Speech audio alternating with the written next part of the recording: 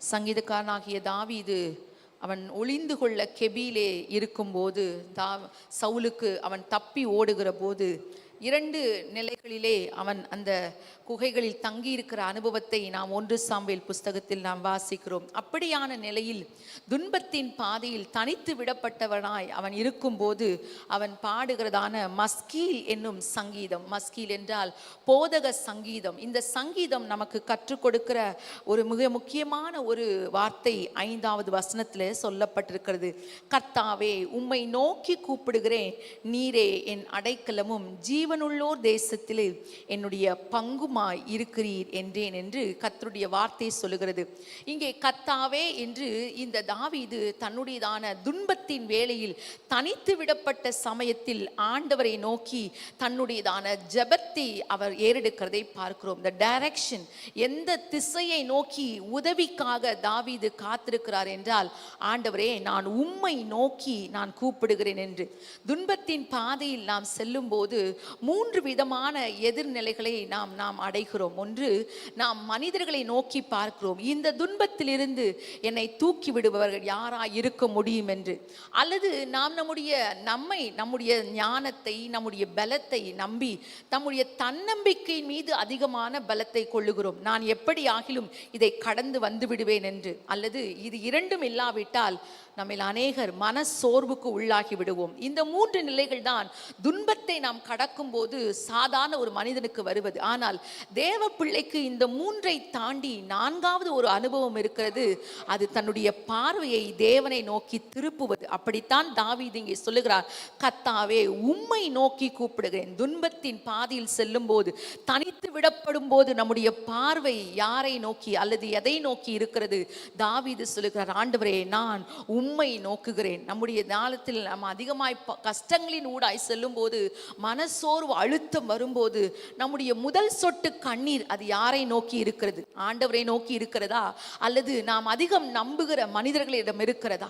நம்முடையதான முதல் யோசனை எதுவாய் இருக்கிறது? யாரிடம் நாம் அதை பகிர்ந்து கொள்ளுகிறோம்? இந்த காலவெளியிலே தாவீதை போல நாமும், ஆண்டவரே, நீரே என்னுடைய முதல் காரியம். எனக்கு குழப்பங்கள் வந்தாலும், எனக்கு கஷ்டங்கள் வந்தாலும், நான் வடிக்கிற ஒரு சொட்டு கண்ணீர் அது மனிதன் முன்பதாக விடுவதற்கு முன்பதாக, என் தேவனை உம்முடைய பாதத்தில் விடுகிறேன் என்று சொல்லுவோமானால், ஆண்டவர் எப்படி நல்ல ஆண்டவர் என்றால், மனிதர்களிடத்தில் நாம் கண்ணீர் வடிக்க வேண்டிய நிலையே வராதபடிக்கு ஆண்டவர் அற்புதம் செய்வார். எத்தனை பேரை விசுவாசிக்கிறீங்க? ஆமென்.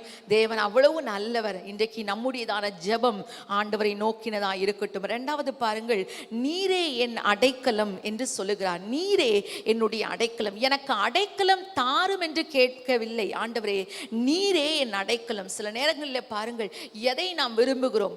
சில நேரங்களில் பிள்ளைகள் பெற்றோருடைய கைகளில் இருக்கிற நன்மைகளையா, ஆசீர்வாதங்களையா, பரிசுகளா, எதை நோக்கி இந்த பிள்ளைகள் இருக்குது? எனக்கு இந்த பரிசை விட, எனக்கு நீங்கள் தருகிற நன்மையை விட எனக்கு நீங்கள் தான் வேண்டும் என்று சொல்லும் போது, வெறும் அந்த நன்மையை மட்டும் அல்ல, அந்த பெற்றோர் அந்த பிள்ளைக்கு தர விரும்புகிற எல்லாவற்றையும் மனமுவந்து கொடுப்பது போல நம்முடைய பரம தகப்பனும் அப்படித்தான் இருக்கிறார். இன்றைக்கு அநேகர் ஆசீர்வாதங்களை தேடிக்கொண்டிருக்கிறோம். தேவன் தரும் ஆசீர்வாதங்களை விட தேவனே ஆசீர்வாதம். எத்தனை பேருக்கு நான் சொன்னது புரிகிறது? ஆமென்.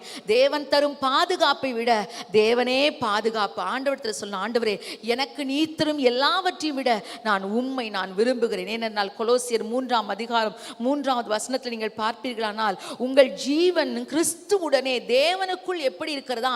மறைந்திருக்கிறது. நாம் தனியே அல்ல, நம்முடைய ஜீவன் கிறிஸ்துவுக்குள் தேவனுக்குள் மறைந்திருக்கிறது என்று பார்க்கிறோம். இயேசு இதை பற்றி சொல்லும் போது யோவான் 10வது அதிகாரத்திலே ஒரு ஆட்டிற்கும் மேய்ப்பனுக்கும் இடையான தொடர்பை குறித்து சொல்லும் போது மிக அழகான வார்த்தை பாருங்கள். இங்கே சொல்லப்படும், என் ஆடுகள் என் சத்தத்துக்கு செவி கொடுக்கிறது. 28வது வசனம், அவைகள் ஒரு காலம் கெட்டு போவதில்லை, ஒருவனும் அவைகளை என் கையிலிருந்து பறித்து கொள்வதுமில்லை. ஆண்டவர் கையிலிருந்து நம்ம யாரும் பறித்து கொள்வதில்லை.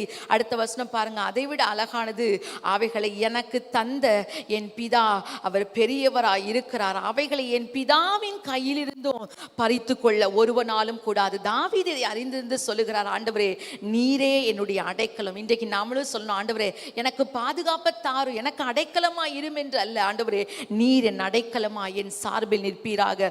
3வது இந்த சங்கீதத்தில் ஆண்டவரை பற்றி சொல்லுகிற வார்த்தை பாருங்கள், நீரே என்னுடைய நம்பிக்கை, ஜீவனுள்ளோர் தேசத்திலே என்னுடைய பங்குமாய் இருக்கிற, நீர் என்னுடைய போஷ போர்ஷன், நீர் என்னுடைய பங்காக இருக்கிறீர் என்று. இந்த ஜீவனுள்ளோர் தேசம் என்றால் நாம் வாழ்ந்து கொண்டிருக்கிற இந்த காலகட்டம். நிறைய பேருக்கு நம்பிக்கை இருக்கும், நான் பரலோகத்தில் ஆண்டவர்கிட்ட போன பிறகு ஆண்டவர் என்னுடைய பங்காக என்ன செய்வார், மாறிவிடுவார். ஆனால் அப்படி அல்ல. நாம் வாழுகிற இந்த காலத்தில் ரைட் நவ் நம்முடைய பிரச்சனைகளின் நடுவிலே ஆண்டவர் நம்முடைய பங்காக மாறுகிறார். யாருக்கு பங்கா மாறுறார்னா, யார் ரொம்ப ஸ்பெஷலோ அவங்களுக்கு தான் பங்காய் மாறுகிறார். இஸ்ரவேல் தேசத்தில் ஜனங்களுக்கு கானான் தேசத்தை ஆண்டவர் எல்லாருக்கும் பங்கிட்டு கொடுத்தார். ஆனால் லேவியருக்கு மட்டும் சொன்னார், நான் உங்களுடைய பங்கு, உங்களுக்கு வேறு பங்கு அல்ல, நானே உங்களுடைய பங்கு. இன்றைக்கு ஆண்டவர் நமக்கு அந்த கிருபையை தரணும். ஆண்டவரே, உம்மிடத்திலிருந்து ஆசீர்வாதங்களை பெறுவதை விட எனக்கு நீர் வேண்டும் என்று ஆண்டவர் அருகிலே வரும்போது ஆண்டவர் நம்மை ஆசீர்வதிப்பார்.